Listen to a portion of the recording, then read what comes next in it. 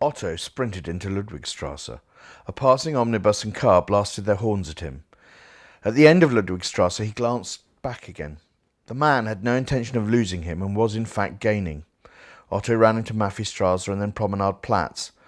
But any hope of losing the man in the wider boulevard were dashed by the presence of soldiers sitting outside the beer halls drinking great mugs of beer. Otto would stick out a mile. His only option was to duck into one of the alleys by the side of a beer hall and hide behind the wooden beer crates and barrels. After running past the first two watering holes, he found a suitable alleyway and ducked in. He reached the end where all the spent bottles and barrels were kept and managed to wedge himself in as tight as he could and out of sight. He crouched there, desperately trying to catch his breath, his ankle on fire. He looked at his watch.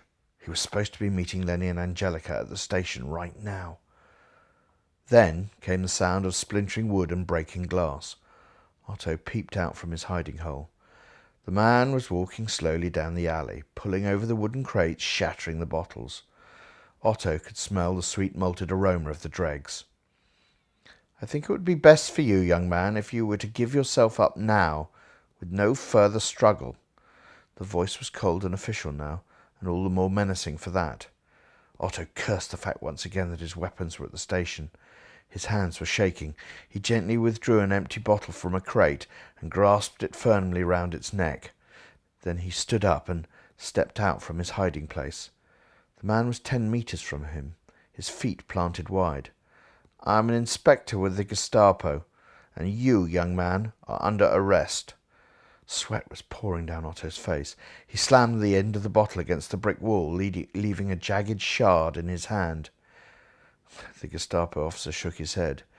"You do realize that your life is now over." Otto realized it only too well. "Stay back," he said. "I've had enough of this." The man strode towards Otto. Otto waited until he was almost within arm's grasp of him, then sidestepped to the right and slashed the broken bottle at the man's left side. "You little—" The man glanced with fury at his shirt sleeve, sliced open below the elbow, blood spreading through the white cotton. Otto jabbed again, but this time he was not so lucky. The man caught Otto's wrist in his hand and slammed his hand against a crate. Bang, bang, bang. The bottle dropped from Otto's hand.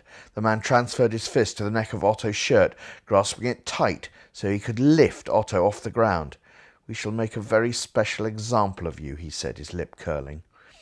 Then Otto saw a blur of brown behind the man, heard the sickening thud of the impact, and saw the beer bottle exploding out from the back of the man's head. The man's eyes went glassy, and he let go of Otto. He took a step back and dropped to his knees before crumpling to the ground.